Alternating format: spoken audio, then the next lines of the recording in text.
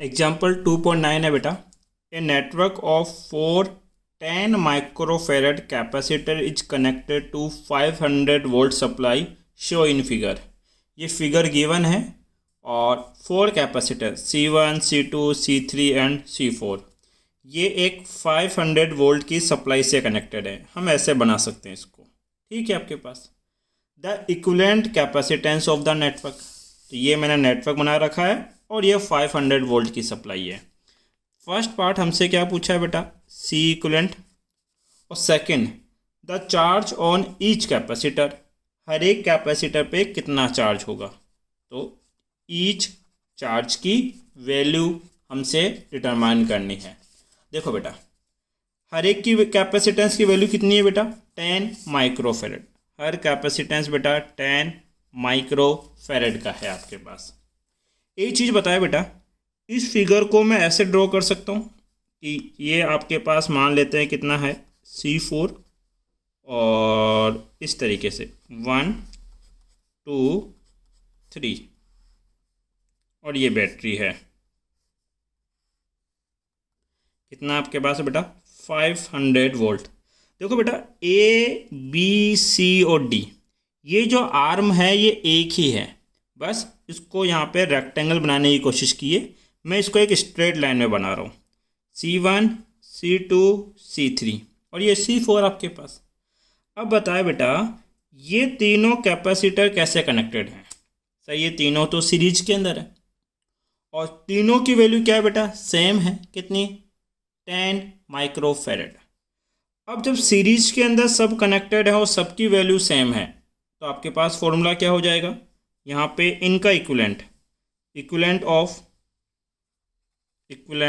Of C1 C2 and C3, इनका equivalent मैं बता रहा हूँ बेटा कितना, C डैश, वो होगा 1/C plus 1/C plus 1/C, क्योंकि हर एक की वैल्यू में क्या मान के चल रहा हूँ, C है।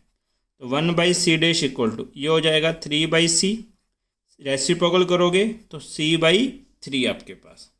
इसको आगे सिंप्लीफाई करेंगे बेटा, ये इस तरीके से, ये आ गया कितना, C डैश, ये कितना है बेटा आपके पास C4, और यहाँ एक बैटरी कनेक्टेड है, कितनी, 500 वोल्ट। यहाँ देखें बेटा, C डैश और C4 एक दूसरे के सीरीज में है कि पैरेलल में। सर ये दोनों तो पैरेलल में है, तो equivalent of C dash and C4, तो वो टोटल बनेगा। तो इसके बाद तो और कोई कैपेसिटर नहीं है जिसको हमें रिसोल्व करना है। C इक्विवेलेंट क्या होगा बेटा, C1 प्लस C2, क्योंकि पैरेलल में फॉर्मूला यही होता है, C dash plus C4। C dash की वैल्यू बेटा C/3, और हर एक की C की वैल्यू कितनी थी बेटा, C कंसिडर की थी मैंने। ये हो जाएगा टोटल कितना आपके पास बेटा, 3C प्लस C, 4C/3 आपके पास।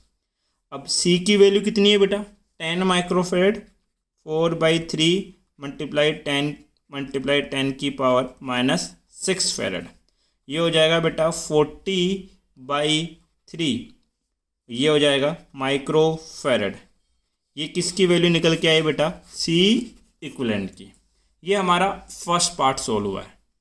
सेकंड पार्ट क्या पूछा है बेटा, हर एक पे कितना चार्ज आएगा। एक चीज़ बताया बेटा, पैरेलल के अंदर पोटेंशियल सेम रहता है। यहाँ 500 वोल्ट है, तो इन दो पॉइंट के बीच में भी कितना होगा बेटा, 500 वोल्ट। तो यहाँ होगा 500 वोल्ट। इन दो पॉइंट के बीच में भी कितना होगा, 500 वोल्ट। बट यहाँ पर ये सीरीज के अंदर 3 आ गए, तो सीरीज के अंदर क्या होता है बेटा आपके पास, ये पोटेंशियल डिवाइड होता है। अब ये 500 वोल्ट 3 इक्वल पार्ट में डिवाइड होगा, क्योंकि तीनों के कैपेसिटेंस की वैल्यू क्या है, सेम है। तो इसके पास जाएगा 500/3 वोल्ट, इसके पास भी 500/3 वोल्ट, और इसके पास भी 500/3 वोल्ट आपके पास, ठीक है। ध्यान दें, यहाँ मैं इसी फिगर को दोबारा ड्रॉ कर रहा हूँ चार्ज के लिए। फिगर कुछ ऐसा है, first capacitance, second capacitance, third capacitance, और ये फोर्थ कैपेसिटेंस। ठीक है। और यहाँ आपने एक सप्लाई दे रखी थी कितने वोल्टेज की बेटा, 500 वोल्ट की। ये C1, C2, C3, C4 और ईच की वैल्यू कितनी है बेटा, 10 माइक्रोफैरड। मैंने कहा कि ये पैरेलल में है तो पैरेलल में पोटेंशियल सेम रहता है। यहाँ का 500 वोल्ट है तो इन दो पॉइंट का भी कितना होगा, 500 वोल्ट। तो यहाँ पे भी 500 वोल्ट, इन दो पॉइंट पे भी कितना होगा, 500 वोल्ट। बट इन तीनों में ये इक्वली डिवाइड होगा। क्यों? क्योंकि कैपेसिटेंस की वैल्यू सेम है।